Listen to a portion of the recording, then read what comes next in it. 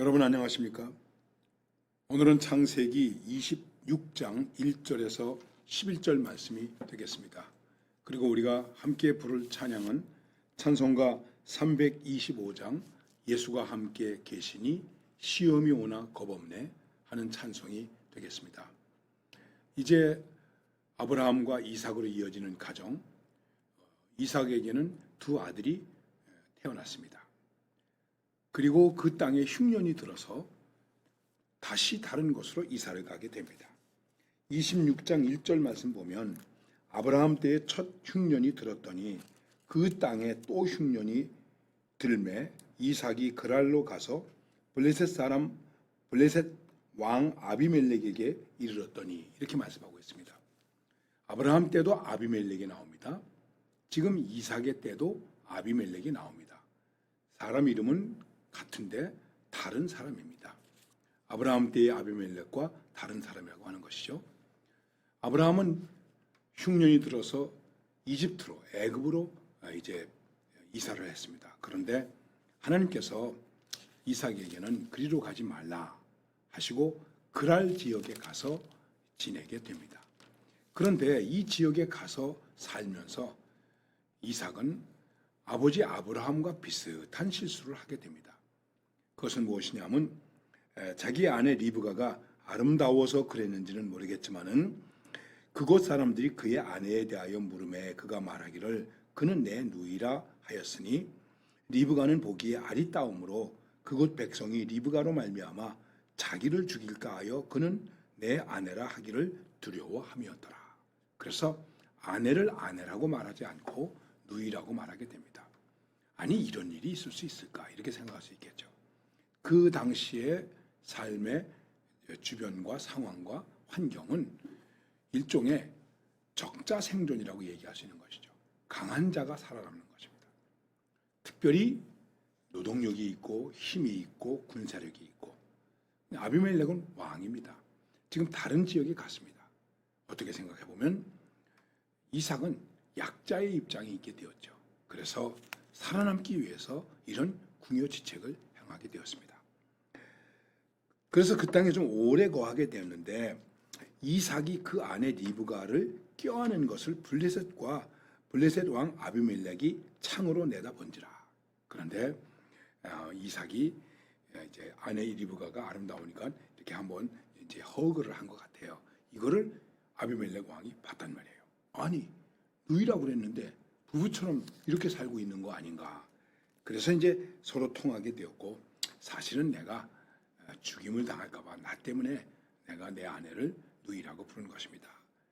어쨌든 아비멜렉은 호의를 베풀어서 거기서 함께 지내게 됩니다. 자, 우리가 여기서 좀 생각해 봐야 할 것이 있습니다. 우리는 지금 천당에 살고 있지 않습니다. 우리는 지금 이 세상에 살고 있습니다. 갈등과 죄악과 욕심과 탐욕 이런 것이 가득한 세상에 살고 있습니다. 이런 세상에서 믿음으로 산다고 하는 것은 매우 어려운 것입니다. 그런데도 하나님은 이삭에게 이렇게 말씀하십니다. 2절에 보면 이 땅에 거류하면 내가 너와 함께 있어 네게 복을 주고 내가 이 모든 땅을 너와 네 자손에게 주리라. 내가 네 아버지와 아브라함에게 맹세한 것을 이루어 네 자손을 하늘의 별과 같이 번성하게 하며 이 모든 땅을 네 자손에게 주리니 네 자손으로 말미암아 천하 만민이 복을 받으리라. 이런 말씀을 듣고 갑니다. 아브라함이 내 말을 순종하고 내 명령과 내 계명과 내 율례와 내 법도를 지켰음이라. 그러니까 너도 그렇게 하라. 아버지의 믿음을 따라서 살아라. 이렇게 말씀한 것입니다. 우리의 삶에 흉년이 있습니다. 어려움이 있습니다. 가난함이 있습니다. 여러 가지 재난이 있습니다. 이거 피할 수 없습니다. 그리고 이런 세상적인 것 때문에 두려워서 우리는 믿음의 약속을 저버리기 쉬운 것입니다. 이삭은 그렇게까지는 하지 않았지만은 그 어려움 때 역시 그도 사람의 도움을 먼저 구하게 됩니다. 하나님의 도움을 구했어야 되는데 사람의 도움을 먼저 구하게 되었다 하는 것입니다. 그래도 하나님께서는 그에게 약속을 확신시켜 주시고 용기를 주시고 약속을 허락하시고 특별히 너는 복의 근원으로 살 것이다 하는 말씀을 주십니다. 여러분, 그렇습니다. 우리가 비록 세상에 살고 있습니다. 때로는 어려움이 있습니다. 재난이 있습니다. 그리고 나 혼자 감당하기 어렵다고 생각되는 그런 부분도 있습니다. 그럴 때마다 사람의 입장에서, 사람의 생각에서 너무 걱정하지 맙시다. 근데 그렇게 하지 않으려고 해도 역시 인간이기 때문에 그럴 수밖에 없는 것입니다. 저도 목회를 하면서 그런 일이 많이 있습니다. 아, 이거 누가 반대하면 어떡하나? 또 누가 이렇게 하면 어떡하나? 내가 하는 이 일에 대해서 누가 좀 트집을 잡는다는 말은 이상하지만 무언가 시비를 걸면 어떡하나? 이런 생각을 할 때가 있습니다. 그럴 때마다 하나님의 약속을 믿고 무릎 꿇어 기도하면서 나아가야 되는데 그렇게 하지 못하고 이삭이 자기 아내를 아내라고 말하지 못하고 누이라고 말한 것처럼 자꾸만 인간적인 변명을 늘어놓게 되고 하게 되는 일들이 많이 있습니다. 이 말을 좀 우리식으로 얘기한다면 하나님 앞에서 잔꾀를 부리지 마라 이렇게 말할 수 있는 것입니다. 존 파이퍼는 이렇게 말합니다. 하나님 앞에서 묘기를 부리지 마라. 우리 능력 있는 사람이 많아요.